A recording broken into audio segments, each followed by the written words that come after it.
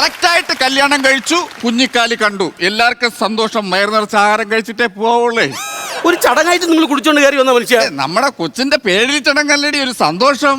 ആൾക്കാരെല്ലാരും വന്ന് ഇങ്ങനെ ഏതെങ്കിലും ഒരു പേര് നമുക്ക് ഇടണ്ടേ? അങ്ങനെ ഏതെങ്കിലും പേര് ഇടാൻ പറ്റത്തില്ല. എന്റെ അച്ഛൻ പറഞ്ഞിട്ടുള്ളതെന്ന് പറഞ്ഞു കഴിഞ്ഞാൽ പേരിനൊരു ഐഡന്റിറ്റി വേണമെന്ന്. ഉദാഹരണത്തിന് സുഭാഷ് ചന്ദ്രബോസ്, ആ പേര് കേൾക്കുമ്പോൾ തന്നെ നമുക്ക് ആളിന് ഓർമ്മ വരും. ജവഹർലാൽ നെഹ്റു, ആ പേര് കേൾക്കുമ്പോൾ ആളിന് ഓർമ്മ വരും. അതുപോലൊരു പേര് വേണമെന്നാണ് എന്റെ അച്ഛന്റെ മഹത് വചനം. ആ അച്ഛൻ നിങ്ങൾക്ക് ഇട്ടിരിക്കുന്ന പേരെന്തോന്ന്? ചാപ്പിളി മണിയൻ.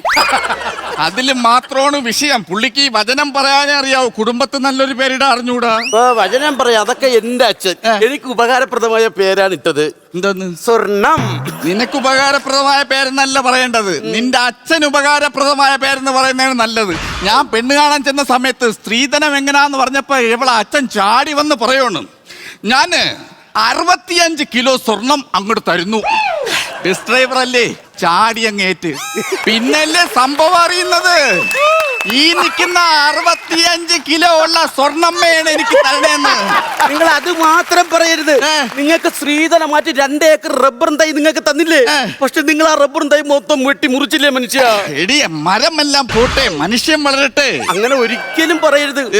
മരമാണ്, സസ്യങ്ങൾ അതിന്റെ ഇലയിൽ നിന്നാണ് ആഹാരം പാചകം ചെയ്യുന്നത്. ഞാൻ കണ്ടിട്ടില്ല ഒരു റബ്ബറും തൈ എന്റെ അടുക്കളയിൽ നിന്ന് ചമ്മന്തി അരയ്ക്കുന്നത്. എന്തെങ്കിലും പറഞ്ഞാൽ തർക്കുത്തരം. എങ്ങനെ തർക്കുത്തരം പറയാതിരിക്കും? എന്ത്?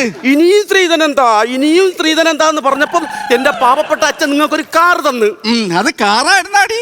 എവിടെയും കൊണ്ട് കല്യാണ മണ്ഡപത്തിന്റെ ആ വളവങ്ങോട്ട് കഴിഞ്ഞതേ ഉള്ളു. കാറിന് മുമ്പേ ഓടുന്ന അതിന്റെ ടയറ് വണ്ടി അവിടെ നിന്നതാണ്.